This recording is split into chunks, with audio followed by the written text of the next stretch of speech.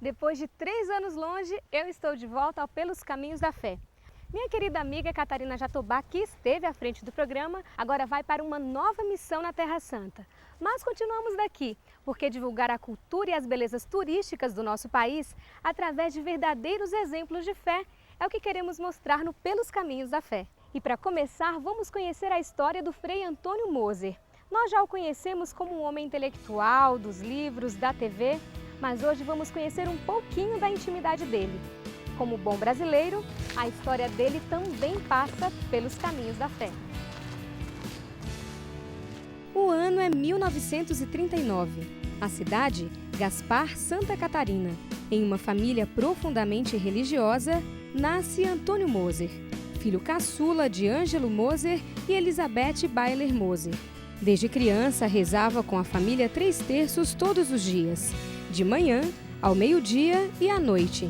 A família Moser participava das celebrações eucarísticas e se sentia comprometida com a igreja. Mas um fato marcou a vida deles: a morte da irmã Terezinha, de 7 anos, que morreu queimada. Frei Moser, foi um fato muito dolorido esse que a sua família viveu nesse momento, né? A perda da sua irmã nesse incêndio. Como que foi para vocês? Como que vocês administraram ali naquele momento?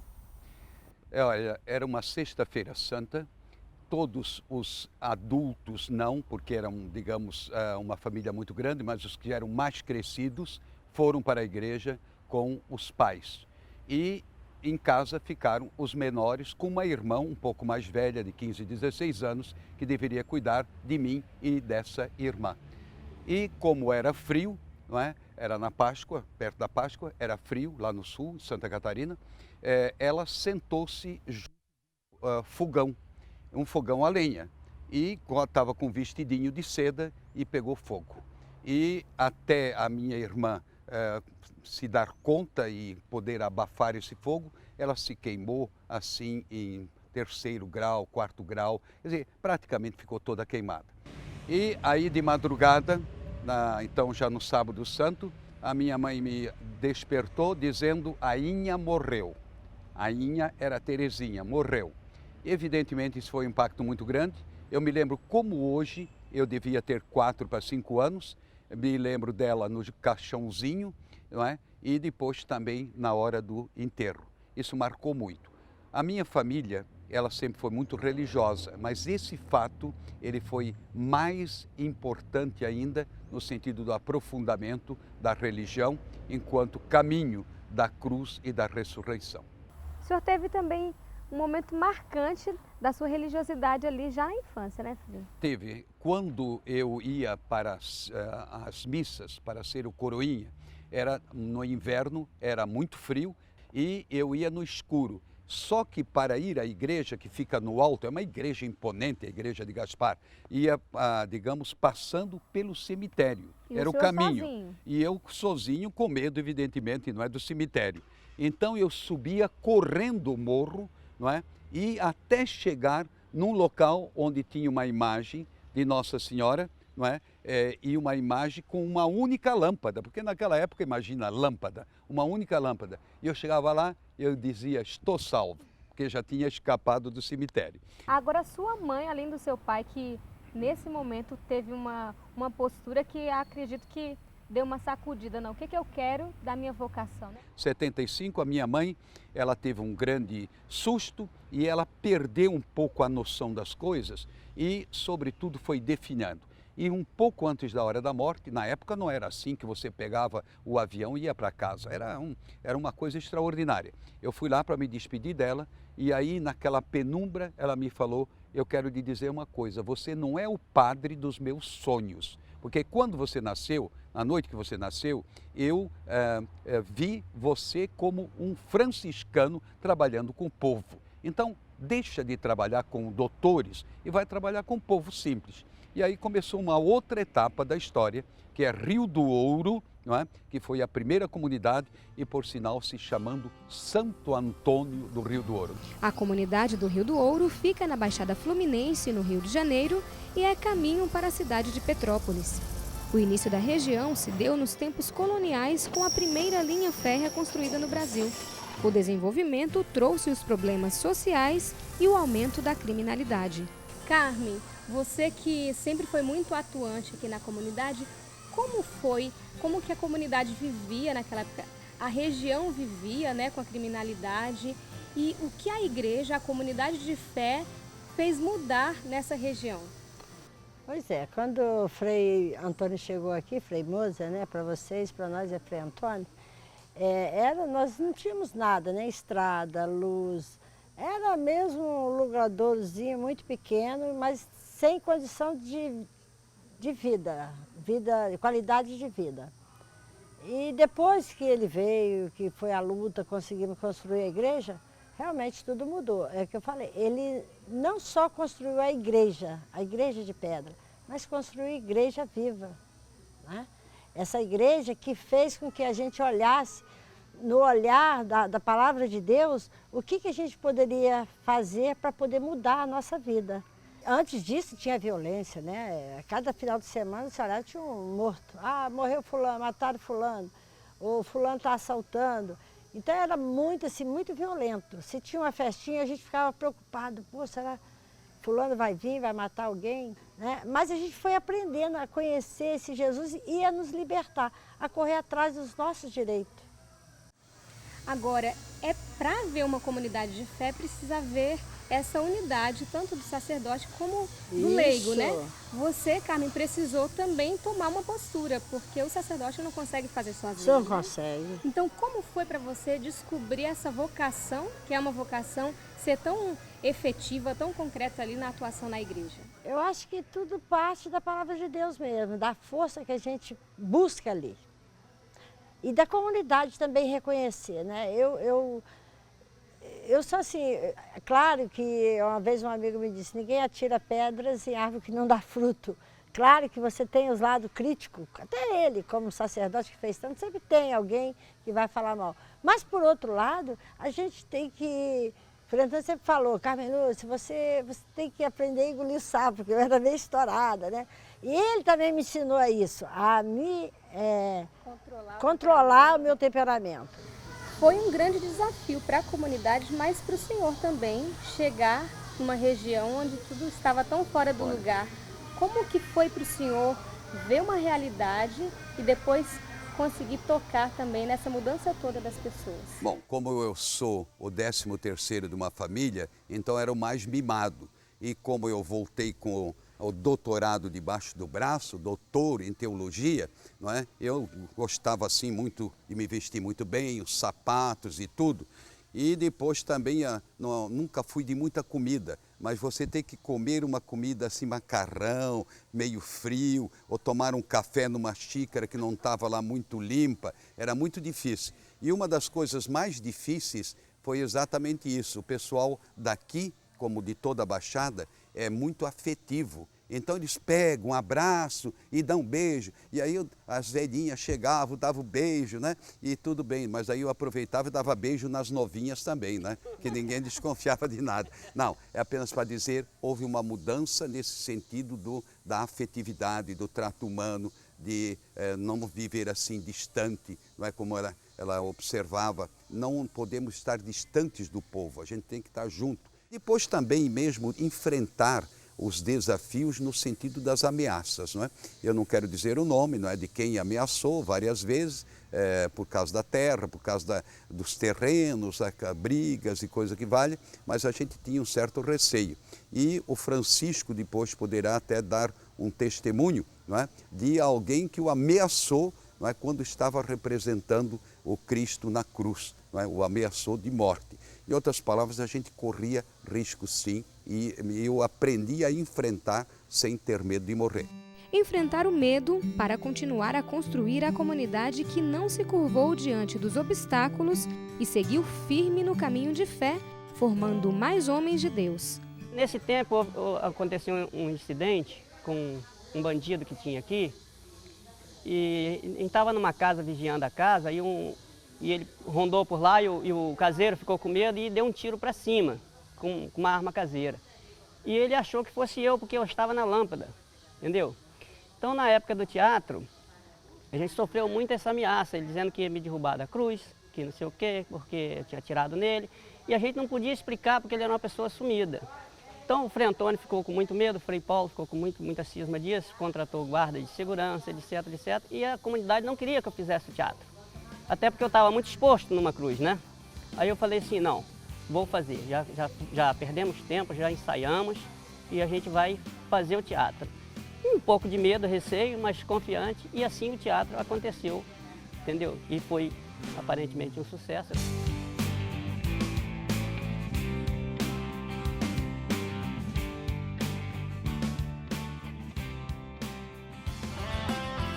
Da Baixada Fluminense para Petrópolis, cidade que há mais de 40 anos acolheu Frei Antônio Moser. Segundo os historiadores, a cidade foi fundada graças ao calor do Rio de Janeiro.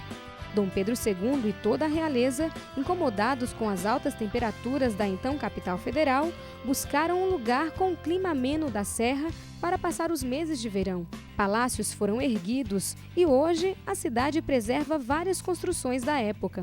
Essa atmosfera imperial, aliada a belas paisagens, fez crescer o turismo na cidade, trazendo pessoas em busca de sossego e também pessoas de fé. Bendigamos o Senhor. E o Frei Moser aproveitou para nos apresentar a cidade.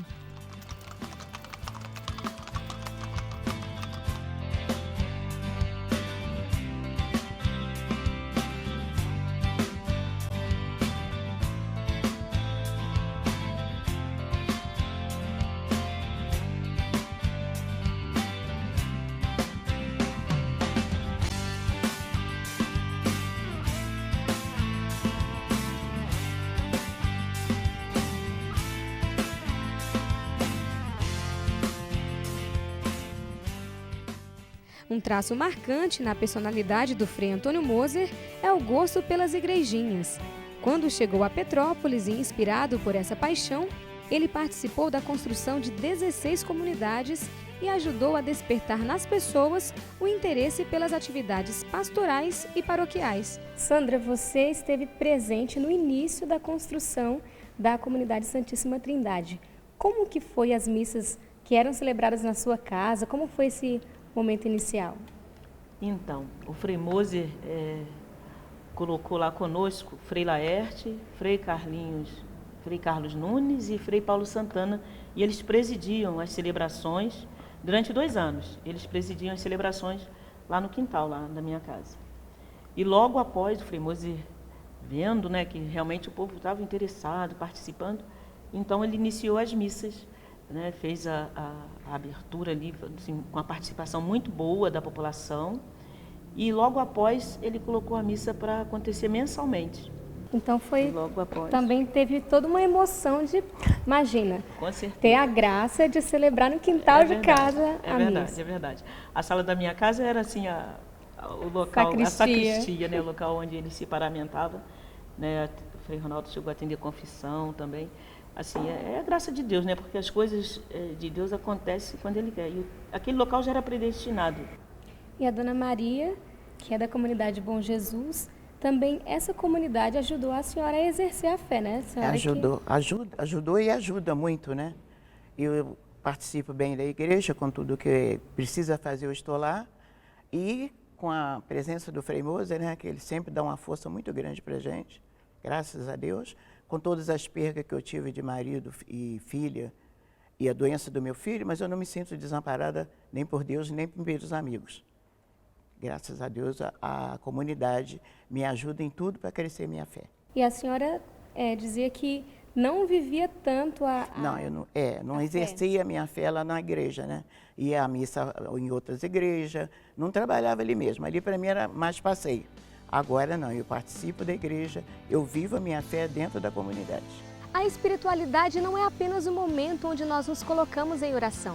Ela permeia toda a nossa vida e em tudo que nós fazemos, ela está presente. Por isso, a nossa espiritualidade precisa nos fazer sair de nós mesmos para ir ao encontro do outro. O casal José e Sueli Cal enfrentou uma batalha de 3 anos contra o câncer. A vida em comunidade e o apoio espiritual do Frei Moser amenizaram essas peças que às vezes a vida nos prega. José, vocês viveram uma fase bem difícil na vida de vocês, que foi com a descoberta do câncer. Como que vocês conseguiram administrar isso juntos? Como a família lidou com isso? O câncer é uma doença complicada, que é uma doença silenciosa. Você, de uma hora para outra, você está bem, você está com toda a saúde, e vem um médico e te diz que você está com um câncer, com um tumor de 8 centímetros dentro do intestino, já praticamente fechando o intestino, né? Naquele momento, o chão sai debaixo do seu pé. E eu tive que me recolher no meu tratamento, eu tive que tirar 40 centímetros do intestino, tive que botar bolsa de colostomia, fazer o tratamento de quimioterapia. Mas a comunidade me ajudou sempre muito nas orações, na presença, orando. Você também, Sueli, como esposa, sofreu junto, uma só carne, né? A dor bem de perto. Você também teve que buscar forças em Deus, mas também nas pessoas para conseguir dar força para o José, né? A gente busca força em todos os lugares nesse momento. Eu me senti muito apoiada. Eu costumo dizer que eu fui, dentro da engenharia, da construção, você começa pelo alicerce.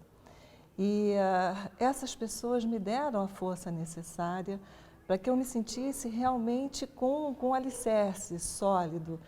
Em momento algum, eu cheguei a derramar uma gota de lágrima. Por quê? Primeiro que eu acreditava realmente que ele iria se recuperar, que ele receberia essa cura.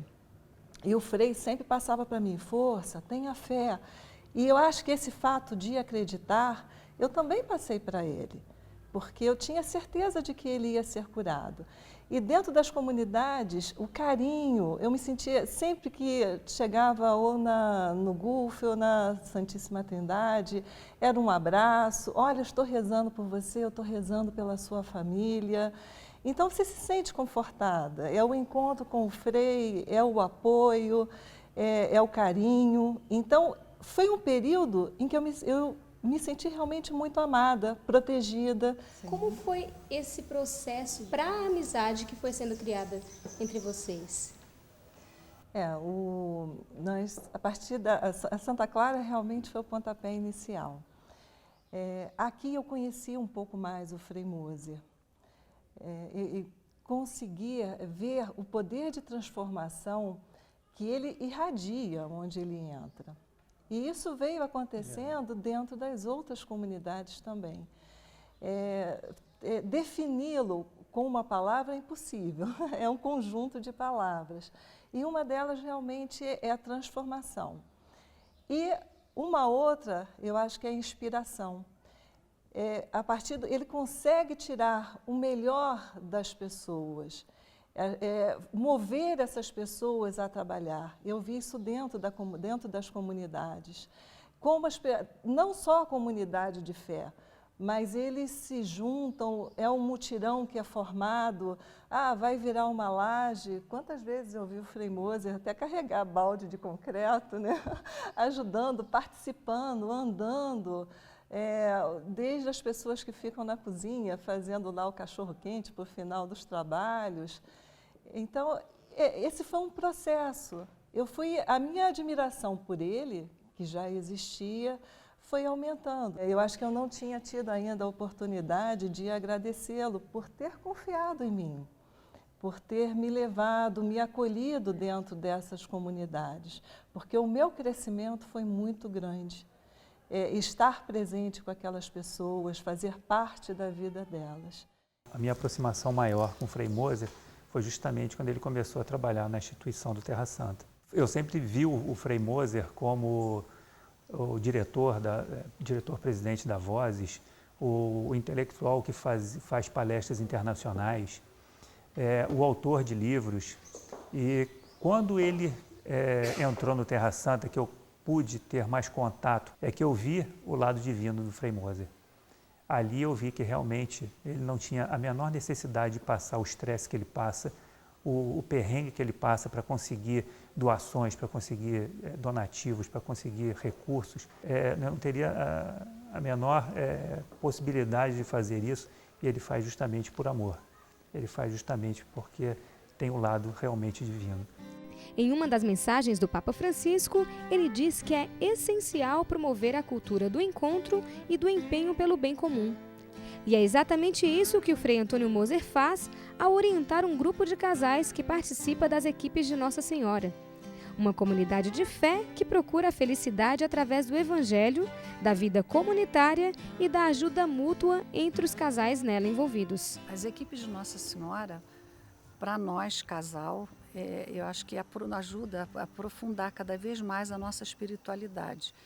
E nos momentos das dificuldades, ela é assim, um amparo, guia, fortaleza, realmente esse caminho que nós temos, que nos mostra e que nos leva ao Pai. Nós chegamos à vida do Frei Antônio nas equipes de Nossa Senhora e ele chegou na nossa vida há 42 anos atrás, quando a equipe foi criada.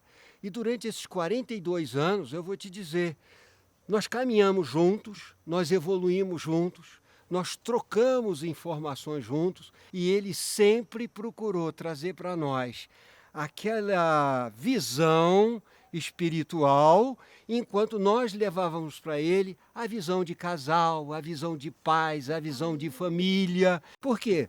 O sacerdote muitas vezes saiu jovem ainda para o seminário, não teve assim grande momento com a família, no momento de formação de adolescência, teve mais dentro de uma clausura, dentro de um seminário. E no convívio conosco, ele vive a família que ele não plantou como casal. Queria confirmar uma colocação do Paulo Afonso. As equipes foram muito importantes na minha vida, sem dúvida nenhuma, e continuam sendo. Quer dizer, criou um tipo de amizade que é diferente da amizade de um paroquiano, não é? Que pode ser muito amigo, mas não tem a convivência porque você não conhece os pormenores da vida. Enquanto que eu conheço os pormenores da vida deles e eles conhecem os pormenores da minha vida. Então isso faz com que há uma aproximação de um estilo diferente de amizade. O que essa vivência que vocês têm assim, no dia a dia interferem positivamente na família de vocês, com os filhos, com os netos? A comunidade de fé nos leva a enriquecer a família praticamente sem nós sentirmos, porque na medida que a gente vai absorvendo tudo que nos é dito, tudo que nos é falado, especialmente quando a gente ouve alguém que realmente tem uma fé profunda, como é o caso do nosso pároco e também outros sacerdotes que a gente ouve nas equipes de Nossa Senhora, a gente leva tudo isso no coração e para os nossos filhos. Na nossa vida, né, de cristão, de procura de fortalecer cada vez mais a fé, a gente costuma ter muitos exemplos de fé e de exemplos mesmo de muita firmeza em suas convicções. E o Frei Moser, nesses últimos anos da nossa vida, eu acredito da Regina também, ele foi muito marcante nesse ponto. Pelas suas homilias, né? Ele faz umas homilias muito dentro da realidade. Ele analisa os fatos, né? Da política, enfim, tudo que interessa diretamente aos fiéis, ele é capaz de colocar numa homilia e sempre fazendo um relacionamento com o Evangelho. É impressionante. Então isso serve para nós de uma força muito grande e de um aumento porque nós precisamos de alimentar a fé, né? E não termos medo de testemunhar essa fé nos vários setores da sociedade e nas diversas situações da existência humana, contribuindo assim para que todas as famílias consigam cultivar na vida interior uma intensa relação com Deus.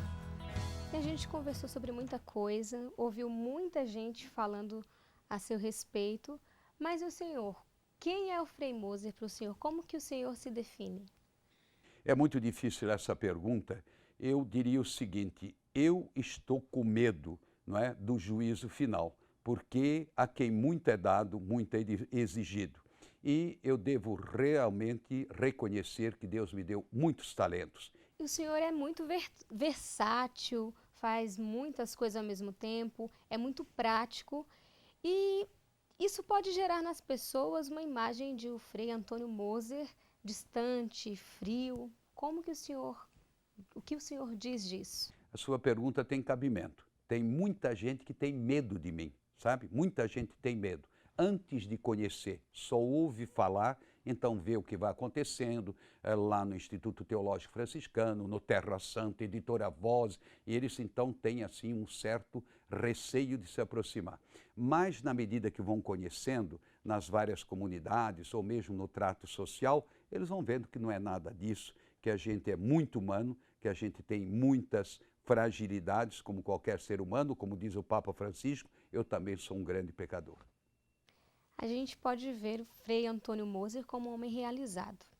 E diante de tudo aquilo que o senhor vive hoje, o que o senhor poderia dizer da presença, o que significou, o que significa a presença da sua mãe na sua história, até chegar aqui hoje? Olha, representou de fato uma semente muito vigorosa, porque desde pequeno ela me incentivava à vida de oração, a ser coroinha, enfim, ela criou um ambiente propício. Agora, a influência dela foi tão grande que ela falou o seguinte: meu filho, eu te entreguei para Deus, vai. Frei, eu quero agradecer pela sua participação no programa, de poder abrir o seu coração para a gente, para que a gente pudesse conhecer um pouquinho do Frei Pessoa. A gente conhece o Frei com diversas funções, mas o Frei Pessoa, o Frei homem de Deus, Frei que tem seus desejos, seus sonhos, seus projetos pessoais também. Então quero selar isso com um abraço, que é o desejo de muita gente nesse momento. Muito bem. Eu que agradeço essa oportunidade.